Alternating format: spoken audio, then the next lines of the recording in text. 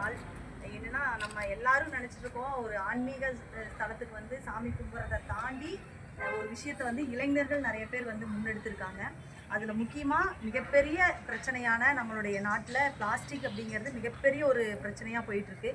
அந்த பிளாஸ்டிக்கை வந்து மலைப்பகுதிகளில் இந்த பல்லுயிர்களுக்கு மிகப்பெரிய ஒரு தீங்கு விளைவிச்சிட்டு இருக்கக்கூடிய இந்த பிளாஸ்டிக்கை அதிகமாக வந்து நம்ம இந்த மலைப்பகுதிகளில் தான் பார்க்க முடியுது. இன்றைக்கி சென்னிமலையை சுற்றி இருக்கக்கூடிய மலைகளில் இந்த பிளாஸ்டிக்கை வந்து தூய்மை பண்ணுறதுக்காக ஒரு 15 நபர்கள் காலையில் 6:30 மணிலேருந்து கிட்டத்தட்ட இப்போ ஒரு 10 மணி ஆகுது, 10 மணி வரைக்கும் தூய்மை பணி செஞ்சுருக்காங்க. ஒரு 15 மூட்டை வந்து குப்பையை வந்து எடுத்திருக்காங்க. பிளாஸ்டிக் கழிவுகள் ஒரு குறிப்பிட்ட கொஞ்சம் இடத்துல மட்டுமே. இனி மலையை சுற்றி எடுக்கும்போது மிகப்பெரிய பல டன்கள் குப்பைகள் வந்து பிளாஸ்டிக் கழிவுகள் இருக்கும்.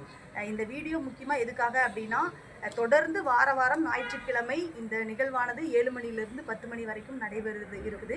அதில் இங்கே பக்கத்தில் இருக்கக்கூடிய யாருனாலும் சென்னிமலையை சேர்ந்தவங்க, பெருந்துறை, ஈரோடு, நம்ம மாவட்டத்தை சேர்ந்தவங்க யாராக இருந்தாலும் வந்து இந்த அற்புதமான நிகழ்வுகளை வந்து பங்கெடுத்துக்கணும்.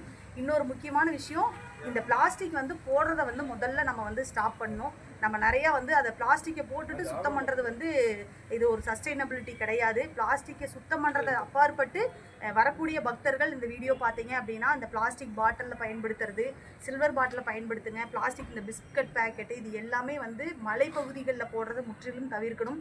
ஏன்னா இந்த வீடியோ பார்த்தீங்கன்னா தெரியும், அத்தனை குப்பைகள் இது நமக்கு மட்டும் இல்லாமல் சுற்றுப்புறத்துக்கு மட்டும் இல்லாமல் நிறைய உயிரினங்கள் வந்து அந்த மலைப்பகுதிகளில் வாழுது.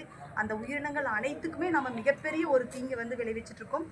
அந்த மாதிரியான ஒரு விஷயத்தை பண்ணிவிட்டு நம்ம என்னதான் போய் நம்ம சாமி கும்பிட்டோம் அப்படின்னாலும் வந்து அது ஒரு மன திருப்தி வந்து நம்மளுக்கு ஏற்படாது.